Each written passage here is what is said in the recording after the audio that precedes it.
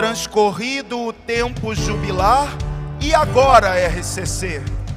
Nos primeiros 50 anos, o Senhor fez chover chuvas de outono sobre a renovação carismática católica, que a partir dos 50 anos, Ele passaria a derramar chuvas da primavera. Então o Senhor diz para nós: agora, após 50 anos, eu derramo sobre a renovação carismática católica chuvas da primavera, para o amadurecimento dos frutos, para o florescimento das plantas, para uma colheita abundante. E esse amadurecimento dos frutos e essa colheita abundante virá por meio da oração pessoal e da formação. Venha se formar com a gente! Olá, meu irmão, minha irmã, que a paz de Jesus, o amor de Maria e a força do Espírito Santo esteja com você e com toda a sua família. Espero que você esteja muito bem, gozando de saúde e paz. Meu nome é Rones, eu sou um membro do grupo de oração São Miguel Arcanjo e essa missão me levou a outra, a presidência do Conselho Diocesano da Renovação Carismática aqui na Diocese de Uberlândia. Saiba que eu rezo diariamente pelas suas intenções, peço que você reze por mim, pela minha vida, pela minha família e que possamos rezar uns pelos outros. E antes de eu entrar nessa missão, eu estava no movimento do qual muito amo e do qual eu aprendi tanto, que é o Ministério de Formação desse movimento. E é em nome desse Ministério de Formação que nós ficaremos nesses próximos minutos falando um pouco sobre liturgia. Nós já estamos nesse módulo, liturgia, já disponibilizamos alguns ensinos, provavelmente você já deve ter visto todos, e nesse ensino nós vamos falar sobre gestos e atitudes durante a Santa Missa. Que Deus possa nos agraciar com esse tema e possa nos abençoar nessa hora que nós estamos reunidos em nome do Pai, do Filho e do Espírito Santo. Amém. Se você pode, erga seu braço direito, reze assim comigo. São Miguel Arcanjo, defendei-nos no combate. Sede nosso refúgio contra as maldades e as ciladas do demônio. Ordene-lhe Deus, instantemente o pedimos. E vós, o príncipe da milícia celeste, pela virtude divina, precipitai ao inferno a Satanás e a todos os espíritos malignos que andam pelo mundo, para perder as almas. Amém. São Miguel Arcanjo, rogai por nós e defendei-nos no combate. Nós permaneceremos reunidos em nome do Pai, do Filho, do Espírito Santo. Amém. E antes de entrarmos propriamente no ensino, gostaria de falar mais uma vez. Isso que nós estamos fazendo aqui, que estamos disponibilizando, é um módulo chamado Liturgia, composto por 9 ensinos. Então, você pode consultar todos os outros ensinos aqui na descrição desse vídeo. Fala sobre o conceito de liturgia, fala sobre missa parte por parte, ano litúrgico, gestos e posições, missa com e sem o povo, sobre a Eucaristia. É um conteúdo muito rico, que nós gostaríamos de convidá-lo a participar desse módulo liturgia, que é tão valioso para a nossa igreja. Esse ensino ele foi fundamentado em cima de alguns documentos, fundamentado em cima do Catecismo da Igreja Católica, de alguns documentos também, como o Sacrosanto Concílio, que está dentro desse livro, o Redemptionis Sacramentum, que está aqui nesse livro, e o Missal Romano, com a instrução geral do Missal Romano, e outros documentos também que nós disponibilizamos, repito, na descrição desse vídeo. Nós te convidamos a consultar e se aprofundar nesse assunto, uma vez que esse ensino nós não vamos conseguir esgotar o tema. Então, acessando aí a descrição, você vai ver alguns documentos que você vai poder aprofundar nesse ensino. Então, repito mais uma vez, nós vamos falar sobre gestos e atitudes na Santa Missa. E a gente pode se perguntar, por qual razão que a gente vai falar sobre gestos e atitudes na Santa Missa? Eu gostaria de iniciar esse ensino fazendo uma leitura de um parágrafo do Catecismo da Igreja Católica, que nós temos aí nas nossas mãos. Ele está lá no parágrafo 2177, que vem nos dizer assim: A Eucaristia Dominical. A celebração dominical do dia e da Eucaristia do Senhor está no coração da vida da igreja. Então a primeira coisa que nós precisamos saber é isso. A liturgia do domingo, a missa, ela está no coração da vida da igreja. E eu gostaria de te falar e fazer a seguinte reflexão.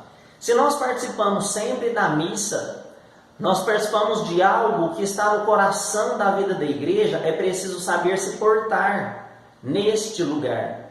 Então, a nossa atitude, ela diz muito do nosso caráter. Então, é muito importante que a gente saiba se portar. E se a gente for analisar, se a gente for fazer uma comparação de um aluno, o aluno que não sabe se portar na escola, geralmente ele vai ser punido. E ele pode até ser convidado a se retirar daquela instituição de ensino. Se um funcionário não sabe se portar na empresa que ele trabalha, ele corre grandes riscos dele ser demitido. Se uma pessoa que está num relacionamento amoroso, ele não sabe se portar dentro daquele relacionamento, ele pode ter aquele relacionamento terminado. Só que nós estamos falando de algo muito maior do que a vida estudantil, muito maior do que a vida profissional ou a vida amorosa.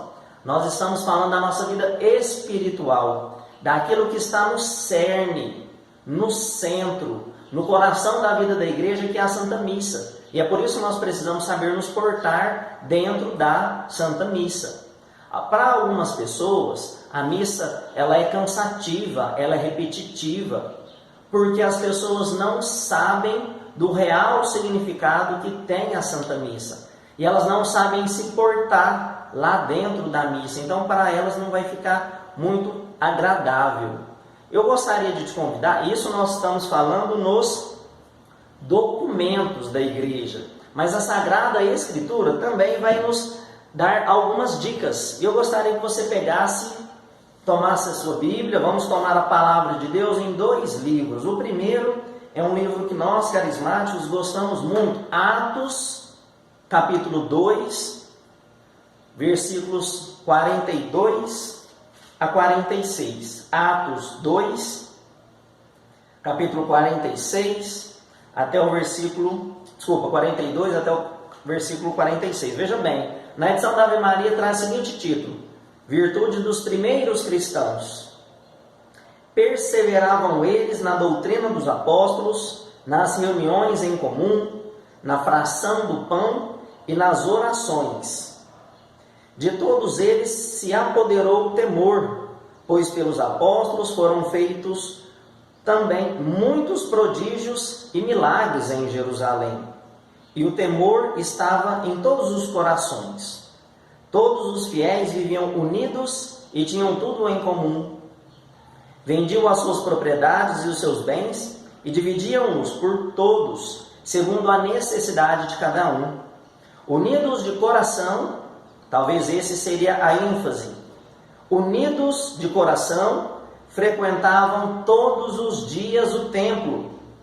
Partiam o pão nas casas e tomavam a comida com alegria e singeleza de coração, louvando a Deus e cativando a simpatia de todo o povo. E o Senhor, a cada dia, lhes ajuntava outros que estavam a caminho da salvação. Então essa passagem é muito significativa, muito rica para nós. E ela pode nos remeter à missa.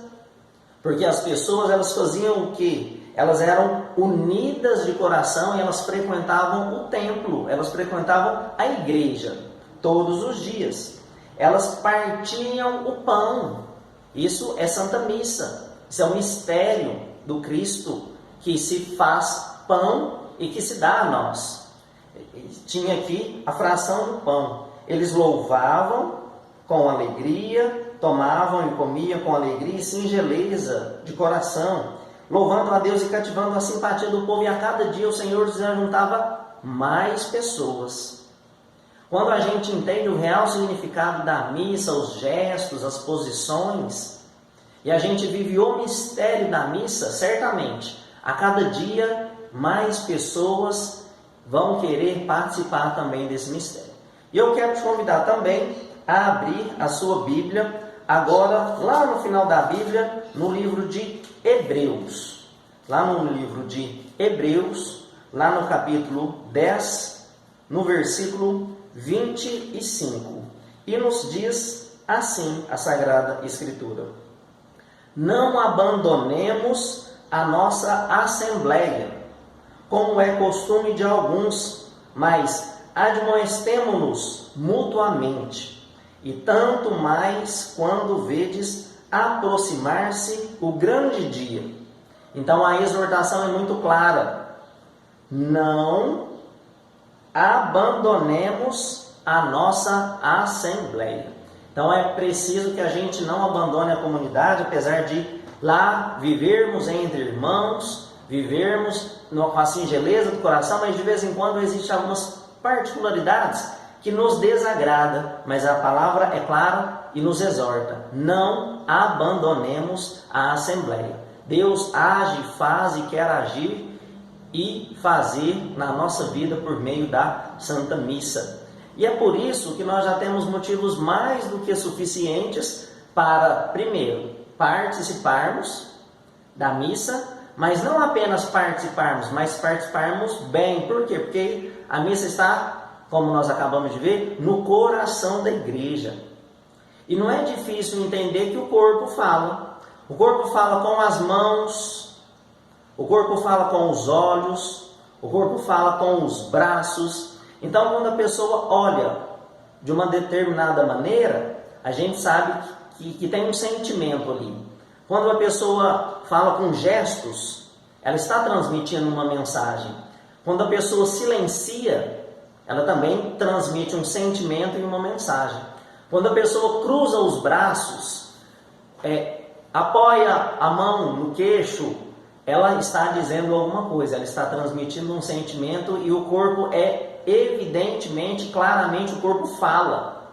Então é necessário sabermos que nós, seres humanos, somos compostos de corpo, mas também de alma. E para a gente alcançar o mistério da melhor maneira possível, é necessário que exista um equilíbrio entre o nosso corpo e a nossa alma. O nosso corpo ou vai favorecer que a gente viva melhor o mistério, ou o nosso corpo vai prejudicar a nossa vivência para esse mistério. Então é necessário que na Santa Missa a gente não precisa pensar que é diferente. O corpo fala. E é necessário também que a gente aprenda essas posições por amor a Cristo e não apenas por imitação, porque às vezes nós não sabemos o que fazer e a gente olha no irmão da direita, olha no irmão da esquerda para saber o que ele está fazendo. O que ele fizer eu faço também.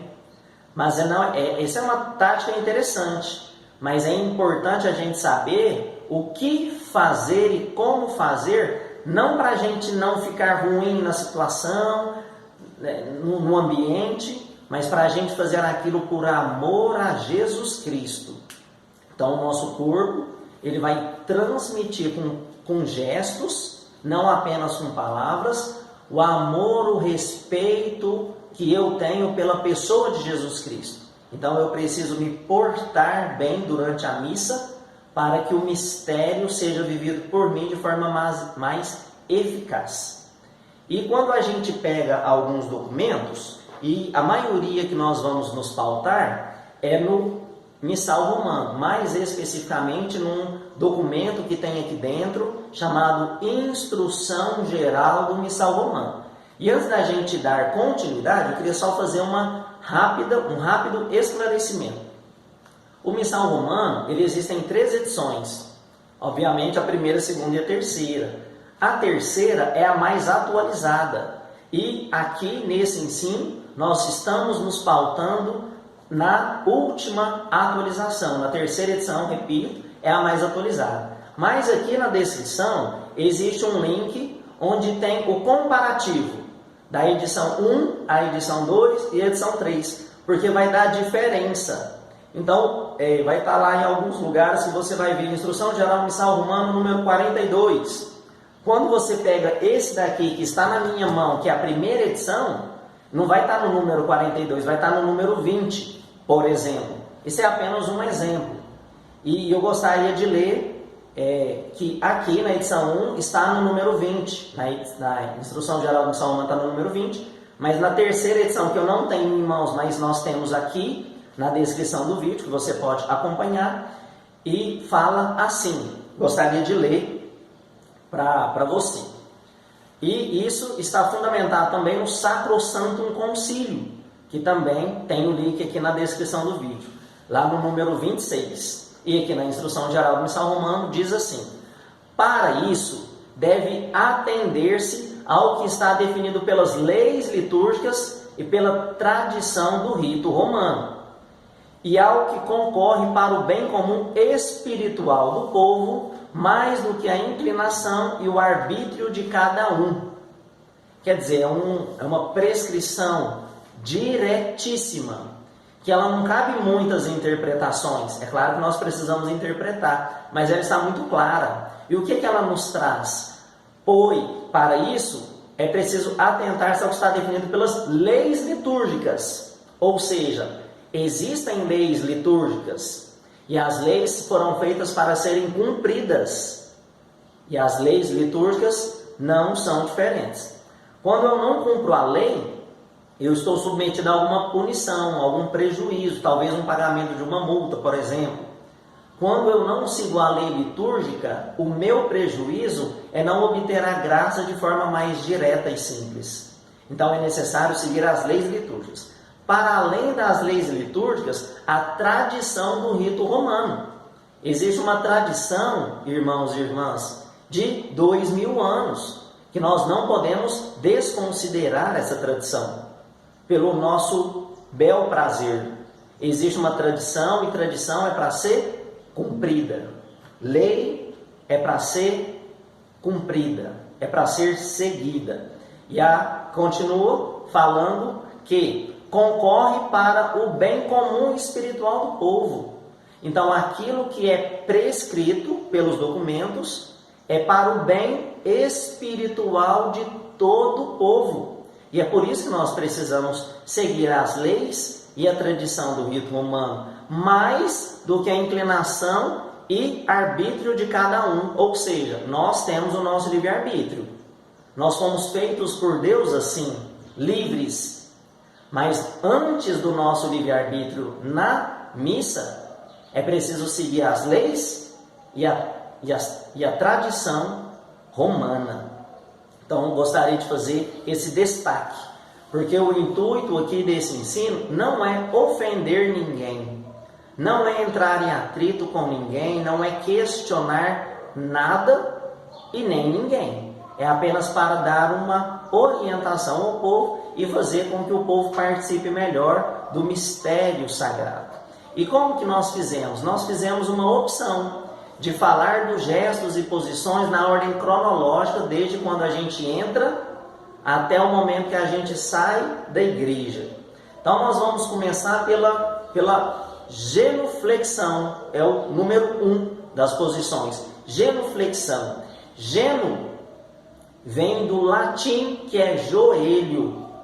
Então, o que seria a genuflexão? É quando eu apoio o meu joelho direito no chão. Isso é uma genuflexão.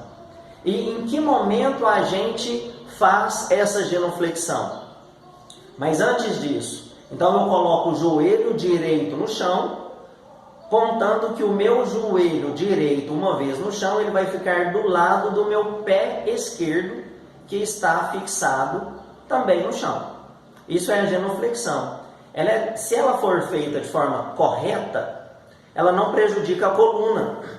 Mas se ela for feita de forma incorreta, ela pode correr o risco de prejudicar a coluna. Algumas pessoas fazem esse gesto de forma equivocada.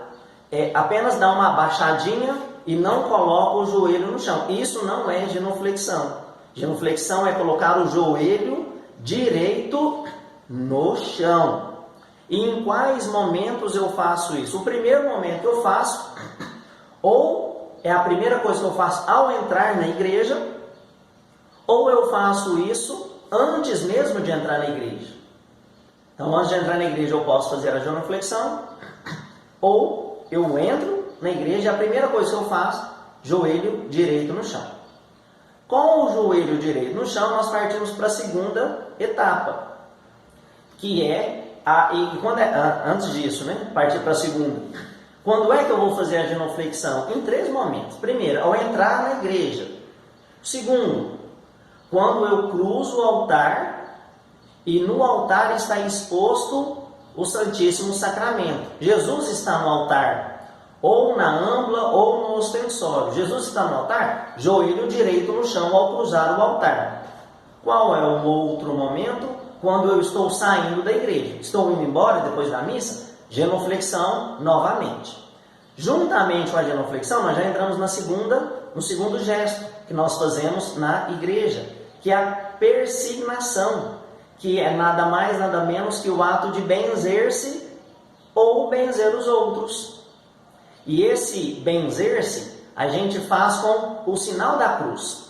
E lá na Instrução Geral Missal Romano, nessa última edição, na terceira edição, no número 134, ele vem prescrever isso. E como que é feita essa persignação? Primeiro, a gente faz quando a gente entra na igreja. Eu faço a genuflexão e imediatamente eu faço o sinal da cruz. Só que, repito, lá no número 134, fala quando o sacerdote ou o ministro, antes de proclamar o evangelho, ele também faz essa persignação. Ele faz 3 cruzes. A primeira cruz na testa, a segunda na boca e a terceira no peito, na direção do coração. Só que existem fórmulas diferentes. Quando eu entro na igreja, quando eu vou entrar na igreja, eu posso muito bem falar aquela fórmula que muitos conhecem. Pelo sinal da Santa Cruz, livra-nos Deus nosso Senhor dos nossos inimigos. Aí a gente já vai para o sinal da cruz e faz o sinal da cruz. Quando eu faço essa persignação no momento do evangelho, eu faço, o sinal é o mesmo. Só que a fórmula, ela não existe fórmula nesse momento. Guarda-se o silêncio. Então eu faço as 3 cruzes em silêncio. Não existe fórmula. Após a persignação, lembrando que ainda estamos fazendo a genuflexão, ou seja, estamos com o joelho direito no chão, já traçamos as 3 cruzes sobre a testa, boca e peito, damos continuidade com o sinal da cruz, que é o sinal do cristão. Em nome do Pai, Filho e Espírito Santo. Ou quando evocamos o Pai, a mão é na testa, porque é a cabeça, é o centro de todas as coisas, é o início de tudo, é o alfa, o ômega. Quando colocamos a mão no centro, fazemos referência ao Verbo divino que se fez homem e saiu do ventre materno de Nossa Senhora. É o Filho e Espírito Santo. Então é interessante fazer um destaque, que quando nós evocamos a Santíssima Trindade, nós não falamos em nome do Pai e do Filho e do Espírito Santo. Não, nós falamos em nome do Pai, Filho, Espírito Santo, porque são 3 pessoas, mas é um único Deus. Quando a gente fala em nome do Pai e do Filho e do Espírito Santo, dá a ideia de 3 deuses, e na realidade nós sabemos que isso não é o correto, é apenas um único Deus, Pai, Filho, Espírito Santo. Então é interessante fazer esse destaque. E onde que está fundamentado o sinal da cruz, que é o sinal do cristão? Está fundamentado no cerimonial dos bispos, lá no número 108, e também na Instrução Geral do Missal Romano, no número 134. Quando é que nós fazemos o sinal da cruz? Ao entrarmos na igreja. Genuflexão, joelho direito no chão, 3 cruzes e o sinal da cruz. Entramos na igreja. Feito o sinal da cruz no início, a gente vai fazer novamente o sinal da cruz no ato penitencial, quando houver aspersão. Em alguns atos penitencial, o padre ele faz por aspersão. Então ele caminha pela assembleia, aspergindo o povo, com o aspersório aspergindo o povo. Quando a água entra em contato conosco, essa água que tem o sinal lembra o símbolo do batismo, quando nós deixamos de ser criaturas de Deus e passamos a ser filhos de Deus, essa água que vem nos purificar, nos lavar de todo pecado. Quando essa água toca o nosso corpo, nós fazemos imediatamente o sinal da cruz durante o ato penitencial na igreja. E quando é que nós vamos fazer novamente esse sinal da cruz? Ao término da igreja, ao término da missa, quando formos nos retirar novamente do templo. A gente novamente faz a genuflexão. Nesse momento já não precisamos fazer a persignação e a gente já faz imediatamente o nome do Pai. É interessante fazer esse sinal da cruz ao sair da igreja. Em algumas comunidades, em algumas paróquias, existe um reservatório lá na saída da igreja ou na entrada da igreja com água benta. Então eu umedeço o meu dedo com a água benta, relembrando novamente, repito, o sinal do nosso batismo, que é a água batismal que vem nos purificar do pecado, e eu traço sobre mim o sinal da cruz e me retiro da igreja. Então este é o sinal da cruz. Dando continuidade, o número 4, a gente vai falar um pouco sobre o caminhar. O que é esse caminhar? O caminhar, ele tem uma simbologia própria. O que significa? Nós, enquanto igreja militante, que aqui estamos nessa terra, nós caminhamos, nós não caminhamos sem sentido, sem direção. Nós temos uma meta, o nosso lugar é o céu. Então essa igreja militante, ela caminha, essa igreja primitiva, militante, caminha em direção a Deus, em direção ao céu. Esse caminhar, principalmente quando a gente caminha na procissão, ela tem um caráter muito especial. Ela é muito importante no rito romano e deve-se saber fazê-lo. A gente não pode caminhar de qualquer maneira. Quando os membros que ajudam na liturgia estão na procissão de entrada, por exemplo, você tem que caminhar de forma solene. Tanto é que você vê que o coroinha, os ministros e os acólitos, eles caminham com as mãos postas. Isso é um ato, um gesto solene, um gesto oficial, onde nós caminhamos de uma maneira sólida, de uma maneira confiante na salvação, numa introspecção, no sentido que nós estamos caminhando, mas repito, não para qualquer lugar, nós estamos caminhando para o céu. Então é interessante fazer uma caminhada de forma correta. Quando a gente faz essa caminhada, esses mesmos membros, esses mesmos irmãos que ajudam o padre lá no presbitério, eles têm que tomar a consciência que por mais que eles estejam com pressa no altar, no presbitério, não se corre jamais. Nem no lugar da igreja se corre. Para as crianças pequeninas, elas não têm essa dimensão do sagrado. Então elas correm. Mas nós adultos que já fazemos uso da nossa razão, nós não podemos correr dentro do templo. Nós não podemos correr em cima do presbitério, mesmo que exista uma necessidade para tal. Nós caminhamos na igreja. A próxima posição é a posição número 5, a posição sentados. E ela é também orientada pela Instrução Geral do Missal Romano, lá no número 43. O estar sentado é uma posição cômoda, é uma posição de tranquilidade, de conforto, onde eu posso tranquilamente ouvir a palavra de Deus. Então, quando está lá na liturgia da palavra, a assembleia é convidada a se assentar. E sentando ali, vai meditar atentamente a palavra de Deus. A outra posição é em pé, fundamentado pelo mesmo número do missal romano, que é o número 43, e esse já tem uma simbologia diferente. O estar em pé, ele significa prontidão.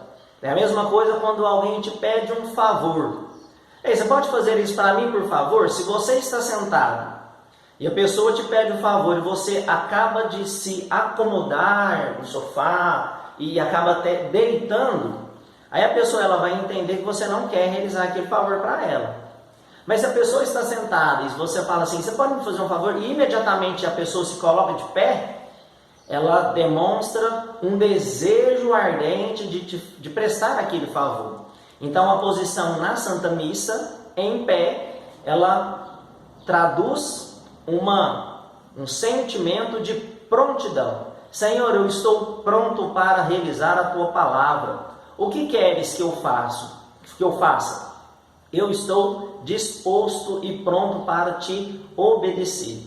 A posição em pé também é a posição do orante. É aquela pessoa que está ali de prontidão, pronto para a batalha. Porque nós sabemos que as batalhas que nós vivemos, nós cristãos, são batalhas espirituais. Então, se eu vou rezar, por exemplo, agora um exemplo fora da missa, eu vou rezar o terço. Então, eu vou e sento. Mas eu estou cansado, vou continuar rezando o terço, eu vou e deito. Algumas pessoas reclamam que pegam no sono. Isso não é nem difícil de entender por quê. Então, geralmente, a posição quando a gente está precisando de uma resposta na oração, ou a gente vai ficar de pé, ou a gente vai ficar de joelho. Então, dando continuidade, na sétima gesto ou posição, nós vamos falar agora da procissão. A procissão, ela também é fundamentada no missal romano, que está aqui do meu lado, no número 44. E a procissão, ela tem um caráter solene. Todas as procissões, elas têm um caráter solene. Na Santa Missa, nós temos 3 procissões a saber. A primeira delas é a procissão de entrada. Na procissão de entrada, existem ali as pessoas que fazem parte.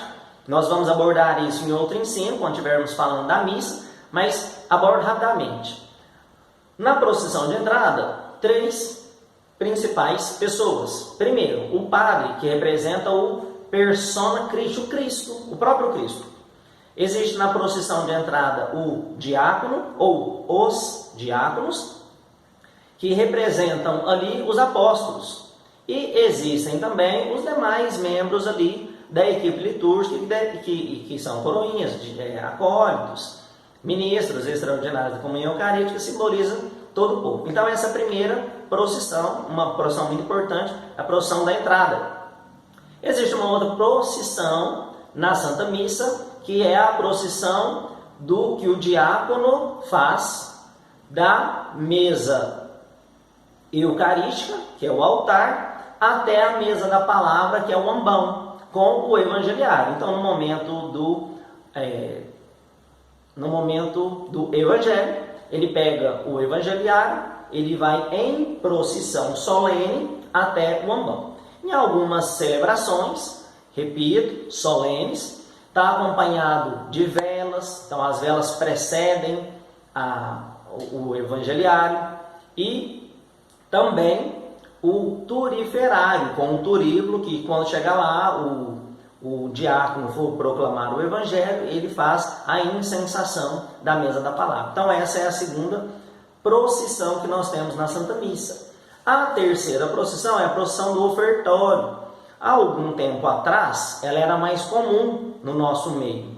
Hoje, em muitas igrejas, já não se vê mais a procissão do ofertório.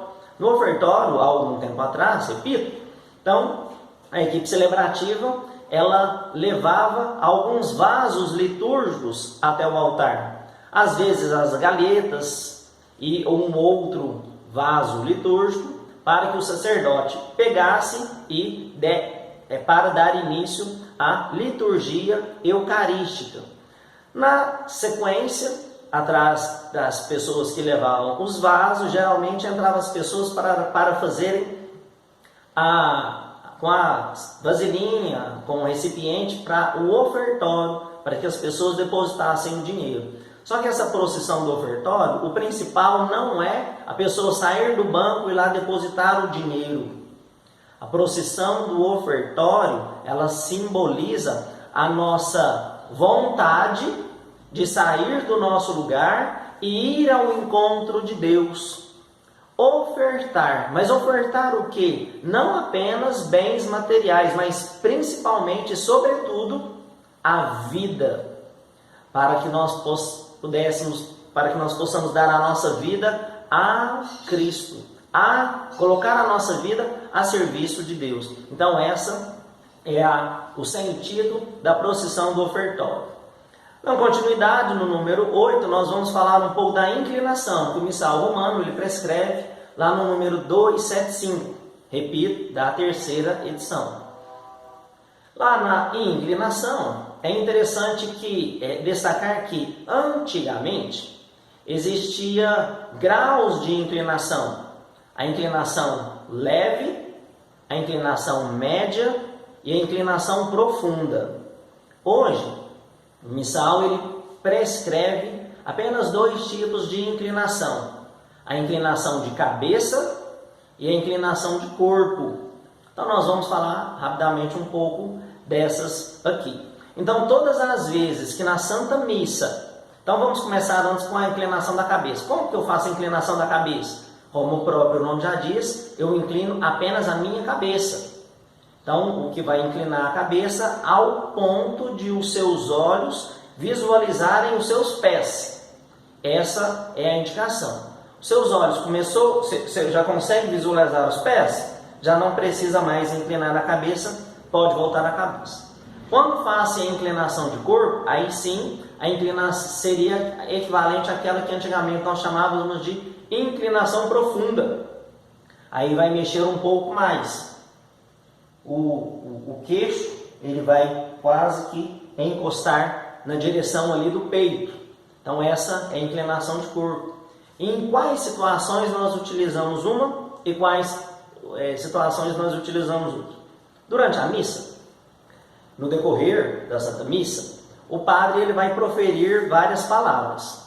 Quando ele fala o nome Jesus, quando ele fala o nome Maria, e quando ele utiliza a expressão Pai, Filho e Espírito Santo, imediatamente nós fazemos a inclinação de cabeça. Então, quando fala Jesus, inclino. Quando fala Maria, inclino. Quando fala Pai, Filho, Espírito Santo, inclino novamente. E existem outros momentos também que é oportuno fazer a inclinação. Ao fim das orações presidenciais, quando fala o chamado oremos, fica mais fácil da gente entender assim. Oremos. Aí a gente, por Cristo Senhor nosso, a gente inclina também novamente a cabeça. No momento da incensação, você vai perceber que durante o momento anteriormente ao momento da consagração, o turiferário, é aquele que está com o turíbulo, ele chega na frente, no presbitério, e ele faz a vênia, a inclinação de corpo, a inclinação de cabeça, para a Assembleia devolve, e ele faz a incensação, 2 vezes no meio, à esquerda e à direita. Feito essa incensação, novamente se faz a inclinação de cabeça. É um horário prescrito para que a gente faça. Um outro momento é antes de receber a comunhão. Estou na fila da comunhão, na procissão.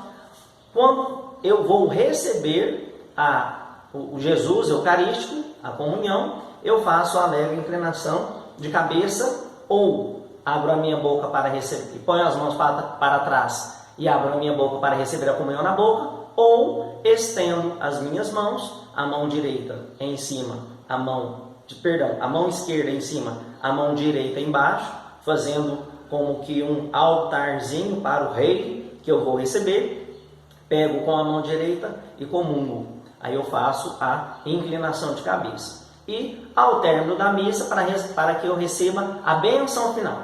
Alguns diáconos, inclusive, quando tem bênção solene, eles utilizam a seguinte expressão: inclinai-vos para receber a bênção.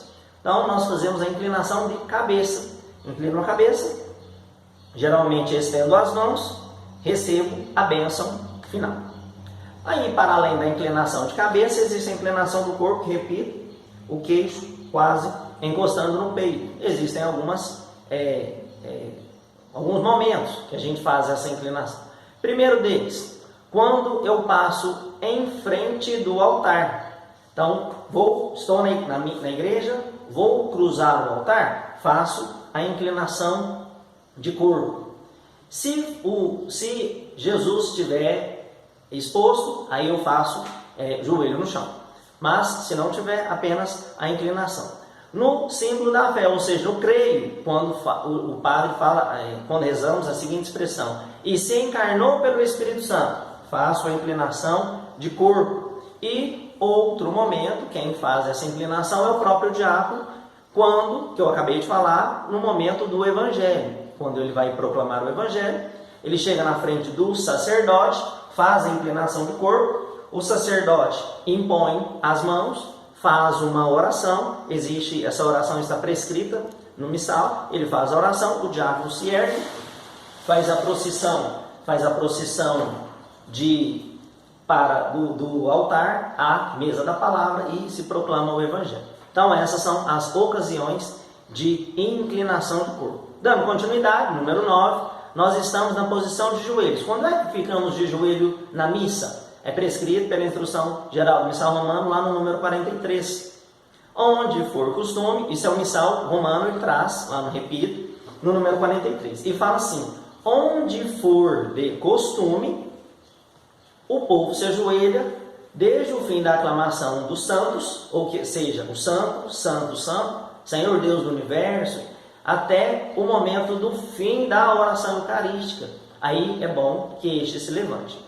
Só que existem alguns estudiosos, alguns teólogos modernos, que eles sugerem que, quando é falado a frase eis o mistério da fé, quando a gente fala eis o mistério da fé, que a gente já faça essa resposta em pé, que a gente já se levante e responda de forma em pé, ou seja, não fico de joelhos até o término da oração eucarística. Um outro momento é quando eu vou visitar a capela do Santíssimo. Então, algumas igrejas, o sacrário ou o tabernáculo, ele fica bem em frente. Você entra, ao entrar na igreja, ao longe você já avista o altar e atrás do altar já avista o tabernáculo. Quando nós vamos a ele, a gente se ajoelha para rezarmos, rendermos ali a Deus a nossa adoração. Em algumas igrejas existe a capela do Santíssimo. Quando eu entro também na capela do Santíssimo, eu vou fazer a minha oração de joelhos, que prescreve aí o missal romano. Durante a consagração, também é necessário que eu fique de joelhos. E ao receber a comunhão, aqui eu queria fazer duas ressalvas. A primeira: se você ou se o fiel tem alguma restrição de saúde ou uma enfermidade em relação ao joelho, por um motivo ou por outro, não pode se ajoelhar, ele está dispensado de se ajoelhar, não precisa. Pode ficar em pé. Pode ficar em pé. Se existe um lugar que tem uma grande multidão e está todo mundo comprimido, muito próximo um do outro, e não tem como se ajoelhar, os documentos da igreja também liberam que a pessoa de se ajoelhar. Ela não precisa se ajoelhar, ela pode ficar respeitosamente em pé. Faz a mesmo sentido. A outra ressalva que eu gostaria de fazer, e essa eu faço enquanto coordenador diocesano que estou. Existe um direito do fiel receber a Sagrada Comunhão na boca. Nesse sentido, ele pode se ajoelhar para receber a comunhão. No entanto, algumas dioceses, o bispo não gosta que as pessoas recebam a comunhão de joelhos diretamente na boca. Então faço aqui, de forma muito caridosa, a minha exortação. Receber a comunhão de joelhos na boca não é uma obrigação, é um direito. Mas se o bispo ou o padre lá daquela paróquia não gosta, não se sente à vontade de ministrar o sacramento dessa maneira, eu te peço que a gente não crie escândalos. Não criemos escândalos. Não vamos ficar lá de joelhos até que ele ministre a Eucaristia para mim. Não vamos fazer isso. Nós também não vamos nos levantar, sair da fila que ele está e ir para outra fila que está o ministro. Não vamos fazer isso. Nós apenas vamos respeitar as orientações ou do bispo daquela diocese ou mesmo do padre daquela paróquia. Se ele não gosta, eu recebo de uma outra maneira, porque, repito, não é uma obrigação, mas é um direito. Mas nós não vamos forçar a barra com os nossos sacerdotes, dos quais nós tanto amamos. Nós vamos receber do jeito que ele quer que a gente receba. Ao término da missa, a gente se ajoelha novamente em duas possibilidades. Ou no próprio genuflexório do banco, onde você já estava sentado mesmo, ou você se levanta e vai na Capela do Santíssimo para rezar a sua ação de graças, para agradecer a Deus tudo aquilo que você viveu e também para pedir que Deus te abençoe no decorrer da semana, que você possa realizar a vontade de Deus. Então essa ação de graças também é realizada de joelhos. Só uma rápida ressalva. Nós já falamos anteriormente do genuflexório, joelho. Então aquele genuflexório, que é aquele lugar que algumas paróquias existe um suporte retrátil. Você, quando estiver em pé, você retrai. E quando você vai ajoelhar, você desce o genuflexório para se ajoelhar. Algumas pessoas têm a prática de colocar aquilo como escabelo dos pés, como um descanso para os pés. Aquilo não é descanso para os pés, não é. Aquilo é o genuflexório. A única parte do seu corpo que você pode colocar naquele lugar são os seus joelhos. Não é para descanso dos pés. Dando continuidade, nós estamos no número 10, a ação de bater no peito. Essa ação de bater no peito, nós encontramos na missa no ato penitencial, na oração eucarística número 1, e lá em Lucas 18, lá no versículo 13, quando dá a ocasião do publicano, e depois lá no Cordeiro de Deus. Então vamos a elas rapidamente. No ato penitencial tem uma rubrica, inclusive nós já falamos sobre isso, onde está escrito de preto, o sacerdote lê, fala, e onde que está de vermelho, ele faz, chama rubrica. Então existe uma rubrica lá na página 391 que fala, quando lá no ato penitencial, quando fala minha culpa, minha tão grande culpa. Nesse momento nós batemos no peito, com a mão aberta, sem fazer barulho. Então algumas pessoas gostam de bater com força no peito, não precisa. Bem levemente, porque é apenas um simbolismo, sem fazer barulho, mão batendo no peito. Existe um outro momento que nós vamos bater no peito também, que já não mais no ato penitencial, mas na oração eucarística. Está escrito lá na página 475 do missal. Nessa página está dentro da oração eucarística número 1, quando o sacerdote vem falar, e a todos nós pecadores. Quando ele fala isso, e a todos nós pecadores, geralmente a gente ou fecha os olhos ou inclina a cabeça, mas certamente bate com a mão no peito por 3 vezes, com a mão aberta, sem fazer barulho, sem chamar atenção. Esse não é um intuito. É um intuito da gente ter um momento de contrição. Não é bater no peito para as pessoas verem que eu não, de maneira alguma. E o outro momento é no Cordeiro de Deus. O Cordeiro de Deus, que tira o pecado do mundo, tem de piedade de nós. Também bato 3 vezes no meu peito. Repito, fiz uma alusão à Sagrada Escritura, lá no livro de Lucas, capítulo 18, no versículo 13, quando vem falar do fariseu e do publicano. Então aquele fariseu, ele estufava o peito, olhava para o céu e proclamava orações bonitas. Enquanto que o republicano, recuado, ele, cabeça baixa, ele batia no peito falando: Senhor, eu sou um pecador. E a palavra vem nos dizer que a oração deste foi ouvida, enquanto que daquele não foi ouvida, porque é uma oração soberba. E essa oração é uma oração contrita e verdadeira. Mãos, número 11, mãos postas, mãos juntas. O missal romano ele vem trazer no número 152 e no número 237. Mas vem falar especificamente dos sacerdotes, quando eles estão com as mãos postas ou as mãos juntas, durante a oração eucarística, durante a consagração, para consagrar o pão, que vai se tornar carne, o vinho, que vai se tornar o próprio sangue de nosso Senhor Jesus Cristo. O povo, com as mãos postas, significa um recolhimento, a busca de Deus, súplica, fé, confiança, entrega. Geralmente, em algumas paróquias, alguns sacerdotes, eles gostam de rezar a oração da Ave Maria ou da Salve Rainha ao término da missa. É um momento de oração onde certamente os fiéis eles podem ficar com as mãos juntas, com as mãos postas, para prestar uma homenagem a Nossa Senhora, rezando ou a Ave Maria ou a Salve Rainha. As mãos, número 12, mãos erguidas, fala sobre no número 237 da Instrução Geral do Missal Romano. Vem falar exatamente na oração do Pai Nosso. Na oração do Pai Nosso, existe uma diferenciação em relação a essas mãos erguidas.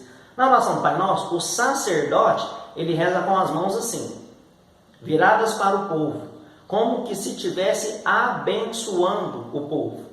E os fiéis, como que eles fazem para rezar o Pai Nosso? Eles também erguem as mãos, mas não da mesma maneira que o sacerdote. Eles vão erguer as mãos nem de forma minimalista, lá embaixo, discreto, escondido, e nem de forma exagerada, lá em cima, mas de forma normal, a mão mais ou menos na altura do rosto, a palma da mão esquerda virada para a palma da mão direita, mais ou menos assim.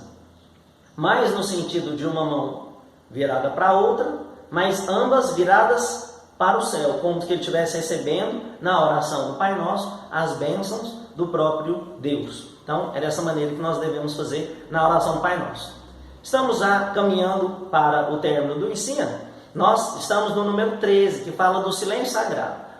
Instrução Geral do Missal Romano, lá no número 45, no número 136, e na Sacrosanto Concílio, no número 30, vem dizer do silêncio. E que silêncio é esse? É chamado, inclusive, silêncio sagrado. Silêncio sagrado. Há muito tempo atrás, eu ouvi uma frase que marcou meu coração, nunca mais esqueci dessa frase.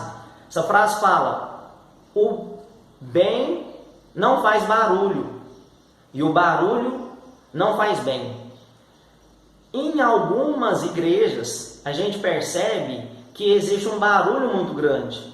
Os fiéis chegam na igreja, vão se encontrar uns com os outros e acaba fazendo um clima festivo. Conversa, ri, conta piada, conta história, vai falar de filme, vai falar de futebol, e às vezes num volume alto. Inclusive, algumas dessas pessoas compõem a equipe litúrgica, a equipe que vai ler, que vai fazer as preces, que vai comentar a missa, que vai animar a missa, a equipe de canto. Muitas pessoas que vão ajudar na missa, elas acabam por atrapalhar a missa, colocando um volume de voz muito alto, interrompendo a concentração dos demais. Então, se a gente for analisar, e a gente nem precisa fazer isso, a gente nem precisa se esforçar tanto, quando a pessoa ela vai à igreja, ela vai para se encontrar, mas não com as pessoas, ela vai para se encontrar com Deus, ela vai para rezar. E é necessário que na igreja tenha um clima harmonioso. Então, logo, o silêncio sagrado ele tem que ser antes da missa, ele tem que ser durante o ato penitencial, após a homilia, que é prescrito pelo missal romano, após a homilia, que, se oportuno, que o sacerdote ele deixe um tempo para que o fiel sente e ele pense em tudo aquilo que acabou de ser falado no padre pelo padre na homilia. Então existe um momento de silêncio sagrado para que isso aconteça. E após a comunhão também é importante que você faça um silêncio no momento que você faz a oração. Número 14, os olhos. Os olhos são importantes. Fala na oração eucarística, elevou os olhos ao céu, deu graças e o partiu o pão. Então nós devemos sim direcionar os olhos exclusivamente para o mistério que está sendo celebrado. Digo isso por mim, porque às vezes a gente costuma olhar outras coisas, às vezes até para o presbitério mesmo, mas levando em consideração os atos e as atitudes que o diácono faz, que o sacerdote, que o coroinha, que o acolhe, e a gente acaba se distraindo. Então nós temos que nos concentrar. Os nossos olhos, eles não podem estar fixos nas pessoas, sobretudo nos erros das pessoas, mas o nosso olhar eles tem que estar fixo no mistério, no Cristo que se dá a nós no sacrifício do altar. Então os olhos são muito importantes, que a gente fique com eles fixos em Jesus. 15, ósculo santo. Esse ósculo é também chamado de beijo santo. O missal romano ele vai prescrever no número 273. É uma prática que na época de Jesus era muito comum, tanto é que Judas traiu Jesus com um ósculo, com um beijo santo, para que os soldados pudessem identificar quem era o Cristo. Então o beijo santo era uma prática comum que hoje nos nossos dias não tem mais. Mas hoje os sacerdotes, eles ainda utilizam o beijo santo para reverenciar a mesa do sacrifício, o altar do Senhor. Então, quando eles chegam em procissão, a primeira coisa que padre e diáconos fazem, beijar o altar. Ao término da missa, eles também dão um ósculo santo no altar. Esse ósculo santo, entre os leigos, é uma tradição que se perdeu. Hoje ele é feito principalmente no abraço da paz. Só que, geralmente, as pessoas não costumam beijar umas às outras, apenas o abraço mesmo, propriamente dito. E falando em abraço da paz, nós estamos para finalizar o ensino, não podemos finalizar sem antes falarmos do abraço da paz. O Papa Bento XVI, ele fez uma exortação apostólica chamada Sacramentum Caritatis, e ele regulamentou sobre o abraço da paz, porque ele observou que tinha muitos erros litúrgicos durante o abraço da paz. Um deles, por exemplo, é que cantos e danças inapropriadas. Então cantava-se cantos muito animados, sendo que o Cristo estava no altar. Algumas pessoas dançavam durante esse canto, então não seria muito adequado para o momento. Outro erro é que os sacerdotes abandonavam o altar para saudar o povo e deixavam o Cristo no altar sozinho. Um outro erro que as pessoas, durante a igreja inteira, elas cruzavam a igreja, saíam de uma ponta para ir em outra ponta da igreja para cumprimentar um familiar, um amigo, um conhecido, e isso tirava a sacralidade do momento. Então definiu-se e além disso, às vezes quando começava o Cordeiro de Deus, as pessoas ainda estavam saudando umas às outras. Então ficava como uma espécie de recreio durante a missa. Então a missa inteira formal, todo mundo concentrado, aí no abraço da paz aquela descontração. Então resolveu-se por banir isso, sugeriu-se nesse documento que não tivesse o canto da paz, que a pessoa cumprimentasse a pessoa que está imediatamente à sua esquerda e a pessoa que está imediatamente à sua direita e só. E a missa já continua. Então essa é a orientação. E para finalizar, esse é o último tópico. Inclusive falamos de algo que não tem prescrito no missal romano, mas está muito vivo nas nossas celebrações eucarísticas, nas celebrações da Santa Missa, que é o uso das palmas. Em momento algum é prescrito palmas durante a missa. E em nenhum documento, existem vários documentos que vão regulamentar a Santa Missa. E nenhum deles fala de uso das palmas. Nesse sentido, gostaria de fazer uma exortação. Nós temos aí no missal romano número 42, na terceira edição. E também no Sacrosanto Concílio, lá no número 26. Eu gostaria de ler para você, para a gente fazer uma rápida análise. Lá no Sacrosanto Concílio, número 26, vai falar assim: a ação litúrgica é da igreja, não é privada. Ou seja, não podemos fazer o que queremos, porque a ação não é privada, a ação é da igreja. Se a igreja fala para não fala que é para fazer, então a gente não pode fazer. No Missal Romano, vem falar assim no número 42: para isso, deve-se atentar-se que ao que está definido pelas leis litúrgicas e pela tradição do rito romano, e ao que concorre para o bem espiritual do povo de Deus, mais do que a inclinação e o arbítrio de cada um. Ou seja, é fundamentado pela lei litúrgica e pela tradição do rito romano. Mesmo que eu, sabendo que eu fui criado à imagem e semelhança de Deus com o livre-arbítrio, ou seja, eu posso fazer o que eu quero, durante a missa eu não posso fazer o que eu quero. Eu tenho que me submeter às leis da igreja, que é para, como nós acabamos de ouvir, é para o bem comum de toda a comunidade. Faço de uma maneira muito especial uma exortação aos ministros de música, que não bata palma. E uma outra exortação, que não incentive os fiéis a baterem palma. Que às vezes o ministro de música ele faz isso no intuito de deixar a celebração mais bonita, mais penitente, mais alegre, mas não, a celebração não é para ficar mais bonita, mais alegre, não, ela tem um rito penitencial. Então que a gente possa não bater palma, ou seja, não errar, e não induzir os outros ao erro também.